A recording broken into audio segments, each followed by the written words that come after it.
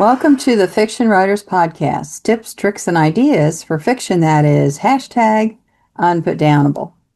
Today I am delighted to welcome Michael Clark. Michael began writing while he was working for the US Postal Service and then became a full-time author after retirement.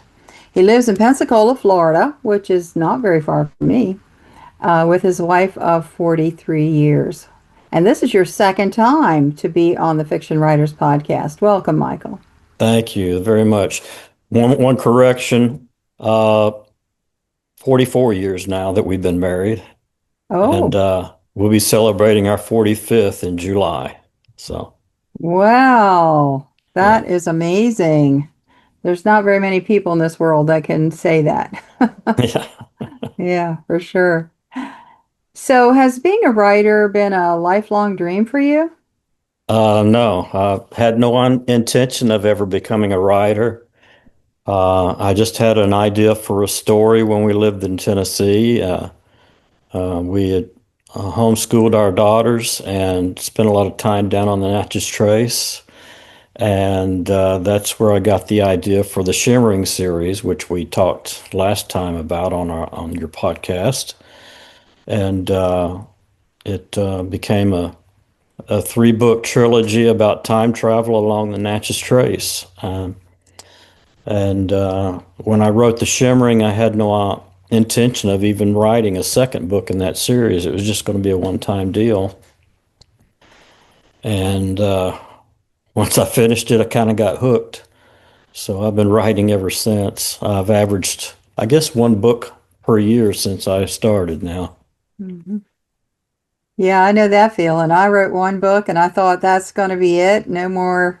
And I ended up writing four in that series.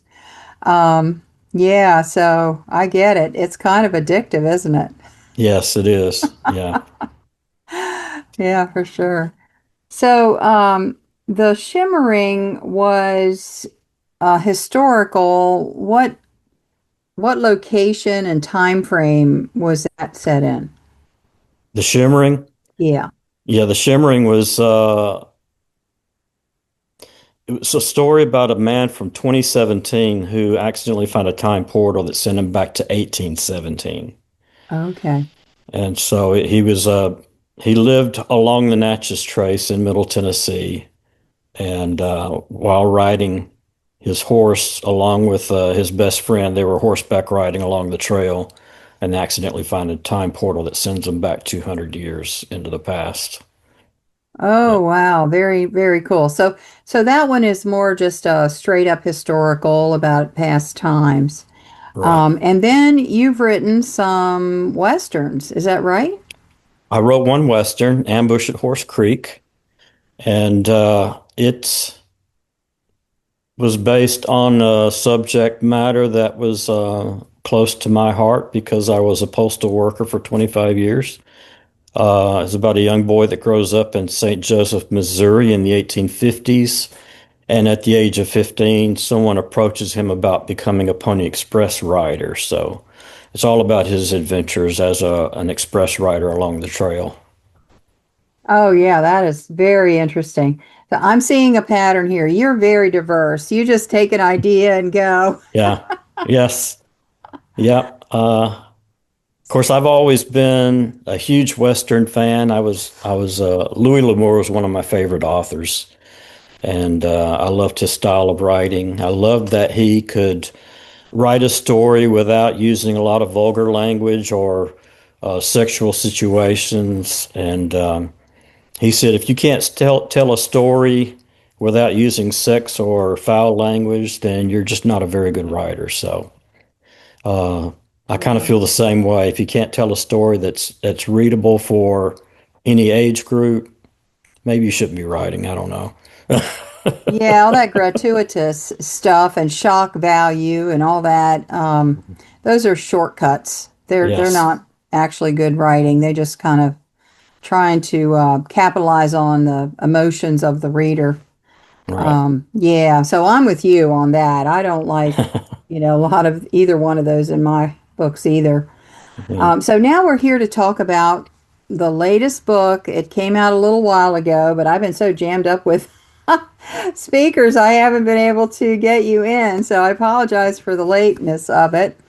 Yeah. So tell us about this new one, new series. I know Well, the you've new had series, them out yeah, before. Yeah. yeah, it's all four books. I don't know if you can see them behind me here, but they're all on the wall. The Red Raven.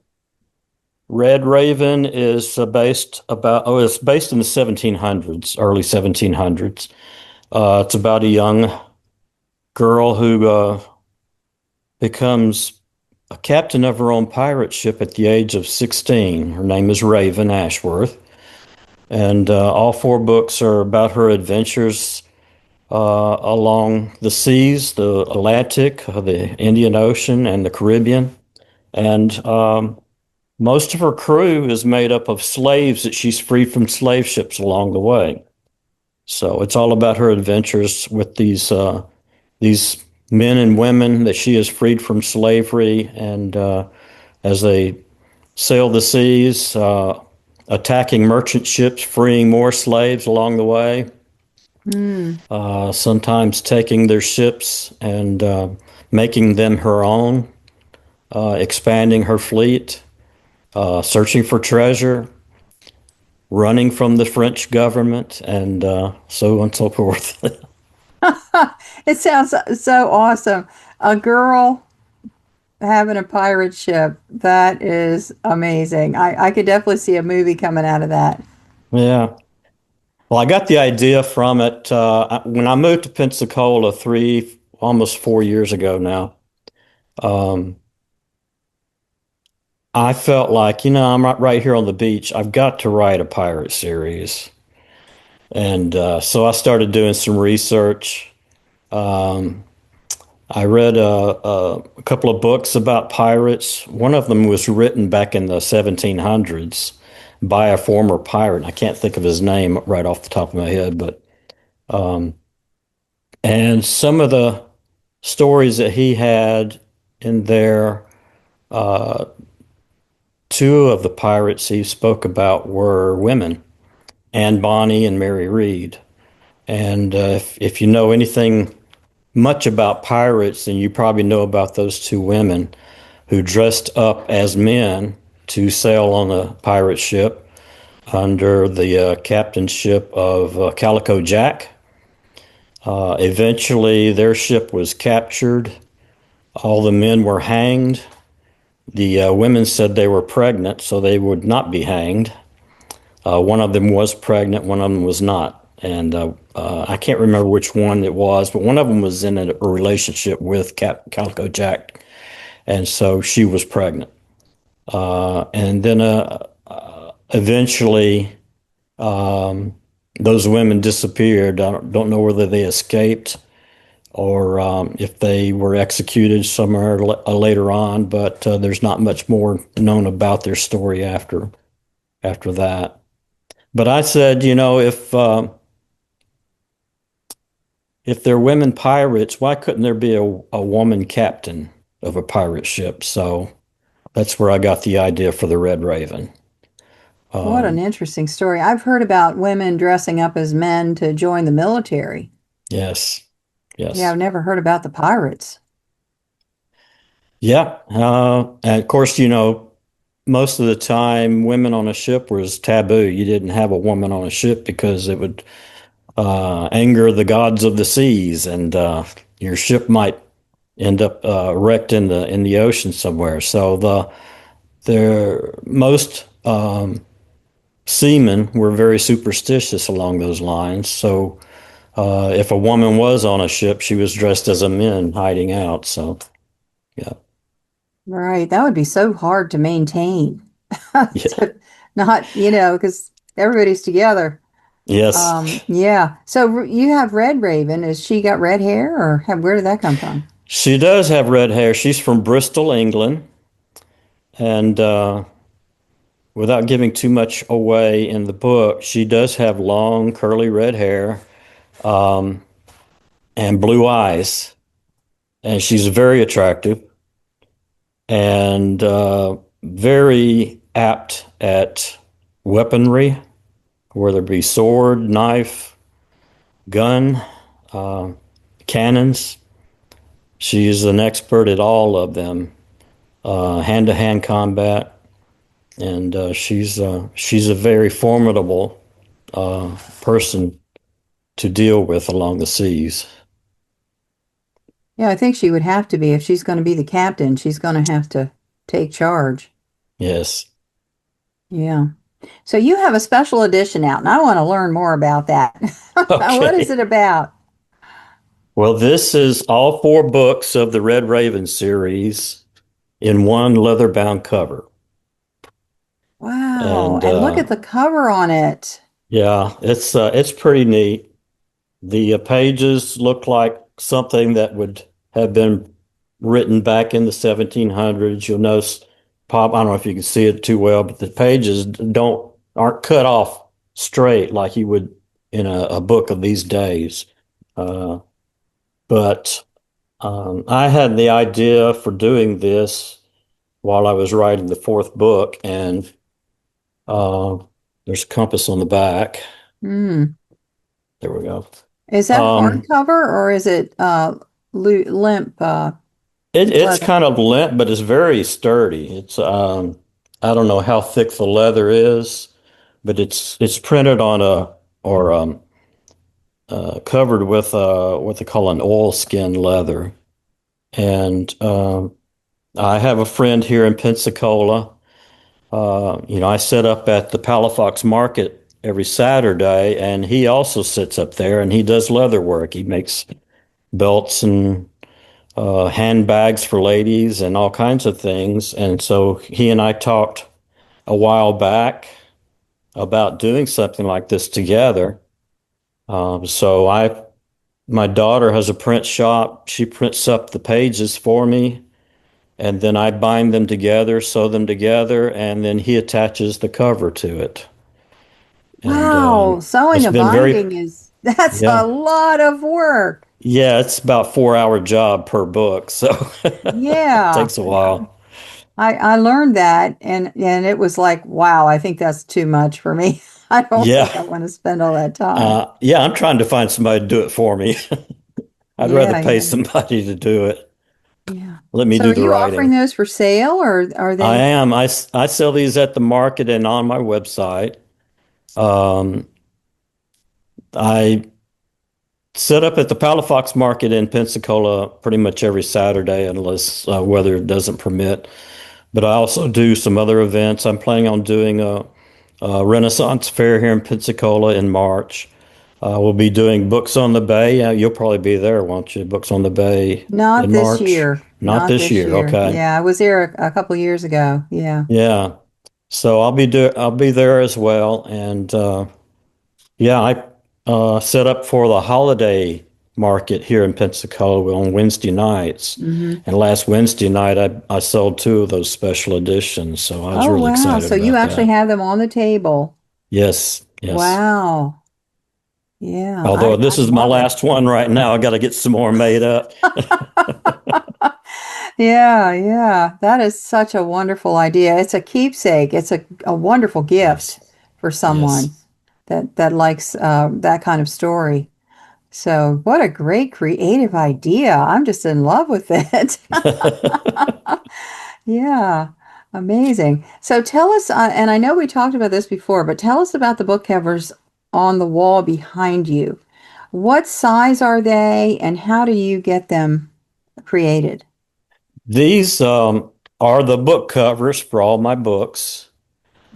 I've got the Shimmering series and Ambush over here on this wall, and then the Pirate series behind me.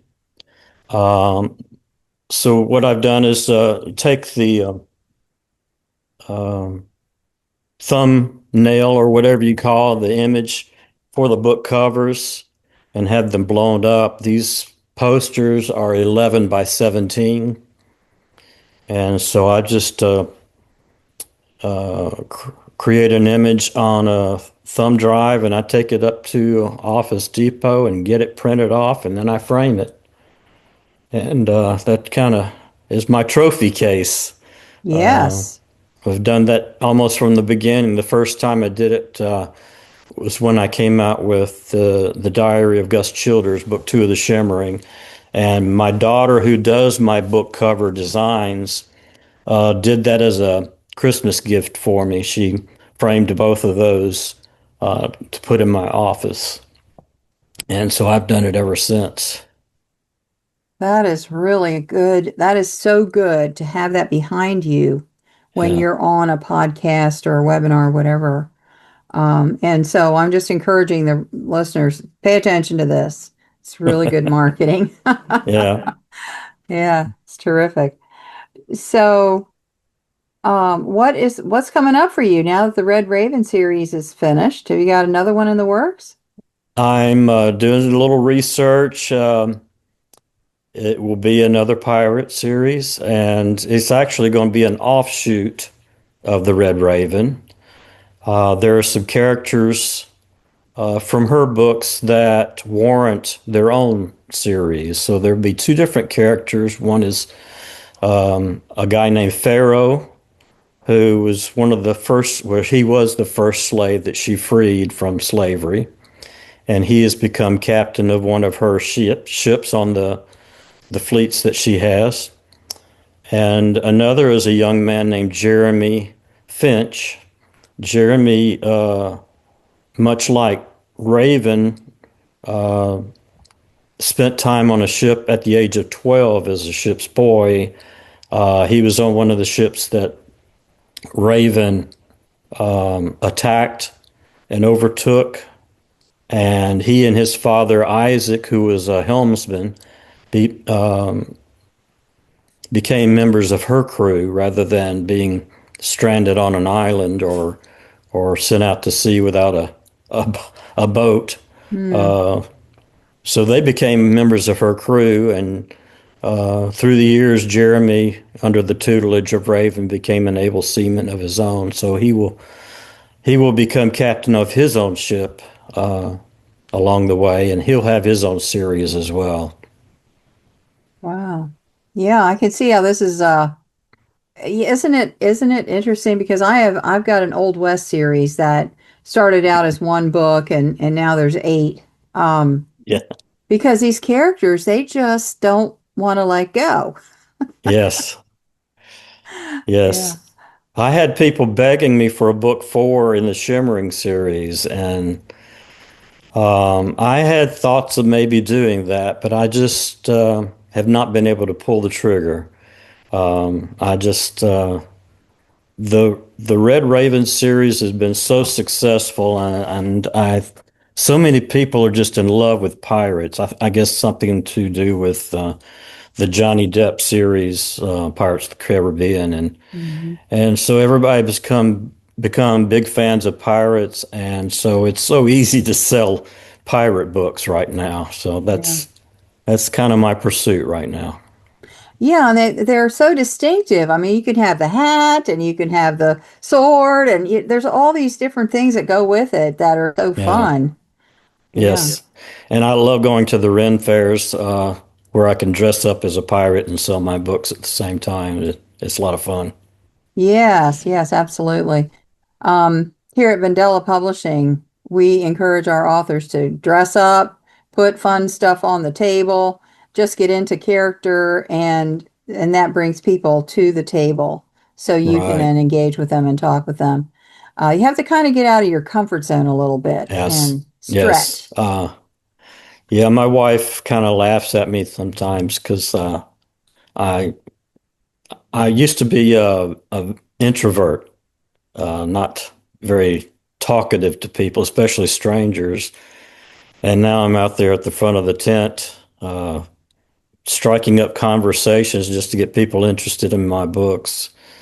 But yeah, it's been a change for me for sure. But I get so excited about these stories, and I love telling people about the history behind these stories, and it's just become second nature to me now. Have you done any events at your local libraries? I've done, if actually, I did one in September at the Satsuma Library in Satsuma, Alabama. It was the most successful library event I've done. These people are just so generous and so welcoming. This tiny little library used to be an old schoolhouse there in Satsuma. And so they've turned it into a library, several different rooms, and each room represents a different type of literature. They got a room for children's books and one for mysteries and one for history. And so when I went there in September, um, there were about 30 people that showed up for my event, and they were all had their purses and wallets ready to go, and they was very welcoming and very generous in buying my books, and so that's probably the most successful library event I've had. I haven't found anybody here in the Pensacola area who has been willing to set me up with something like that, but I hope to do that sometime in the future too. Yes, yes. Yeah, I'd encourage everyone at least check to see if they will allow you to have a library event. Libraries are a great place to meet readers because readers are going there. That's where they go. They go to the Yeah. library. Um, so yeah, indie authors as well as traditional authors, try your local library, especially if you're from the area. You might be able to do something there, have an event. So yeah. Well, is there anything else you would like to add? Where do we get more? What's your website? My website is author-michaellclark.com. And all of my books are available there. I have them on digital books as well. And in fact, if you are a digital book reader, you can get all eight of my books in digital format for the price of just $20 for all eight books. It's better than you're going to find on Amazon for sure. So, and I try to do all of my sales on my website, even though I am listed on Amazon. As you know, they like to dip into the pot, Oh, take about absolutely. 70% of your royalties instead of Yeah. you getting the money off of it. So Yeah, I try yeah. to steer people toward my website as much as I can. That's a great idea to combine your ebooks into one offering and Yeah. put them together. I I saw do have, I'm sorry, I do have Shimmering on audiobook, mhm. and the rest of the books, hopefully after the first of the year, I'll start recording all of those so that they can all be in audiobook format. Yes, audiobooks are fabulous. I heard that half of Amazon's sales are from audiobooks. Yeah. Yeah. I saw a gal at an event recently, and she had taken all of her books and put them on a thumb drive. Hmm. And she sold the thumb drive for a round number like $20 or something. Yeah. And they were very popular.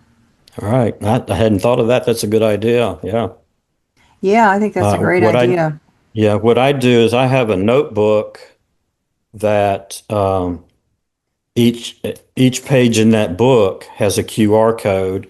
I've got a QR code for all the digital books on my website, and then I have a QR code for each book.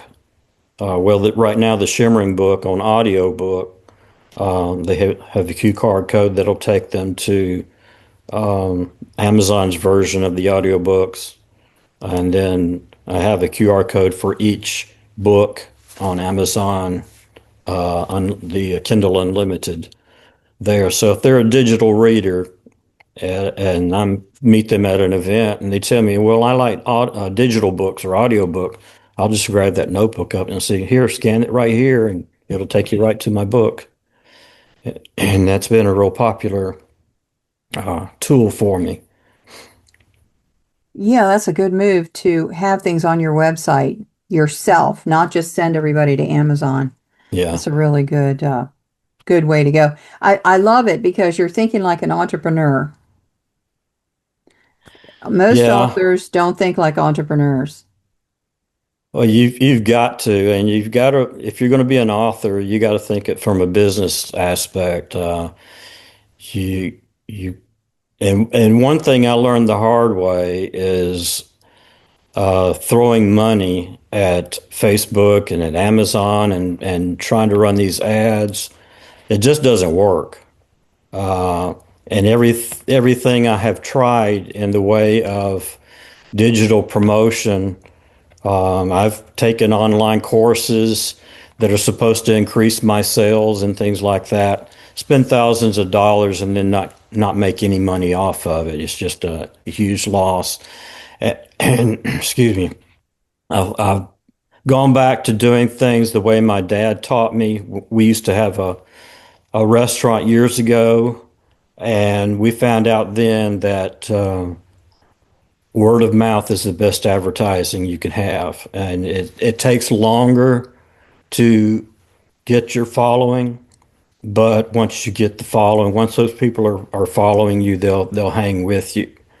And you're more likely to get a sale by talking to someone face to face than you will be running an ad on Facebook or TikTok or whatever. Yeah. Yeah, absolutely. Absolutely. That's what we teach. When we work with our authors, we teach real life events. It's called Mhm. IRL, although we older people don't know what that means, but it's in real life where you're Yes. breathing the same air with the Right. person. Another Yes. thing I've learned is to be careful about the live events because you could spend a lot of money on those as well and then not make your money back. I had a situation this fall where I was supposed to go to the Miami Book Fair, and that's a long ways from Pensacola, and it's not a cheap event. It was $550 to get into the event, Wow. and I didn't make it there. I had my spot locked up, ready to leave, and I ended up with the flu and could not go. And so all Oh, that money gosh. is just down the drain. I can't get it back. So Yeah, yeah. you just have to Wow. be careful about that. I've kind of taken the philosophy now that if I can't get there within a 2 hour drive, I just don't need to be going. So, Right. Yeah. Yeah, I'm with you. I'm on board with that. If it's a hotel stay, I really hesitate because there's that extra expense both for food and for the hotel that's coming right. out of your profit. And breaking even is, it's not always that easy. That's right. So, yeah, yeah. Well, thank you so much for being with us today. Is there anything else you'd like to add before we sign off? Yeah. Congratulations on your new release. And I just ordered it and I'm looking forward to reading it again since I've already read it. But Thank you. yeah, was it Run, Cindy, Run. Run, Cindy, run. Yeah. Yes. So good luck with that. Thank you. Thank you so much. This has been a fun, fun release for me. One of the most fun books I've ever done.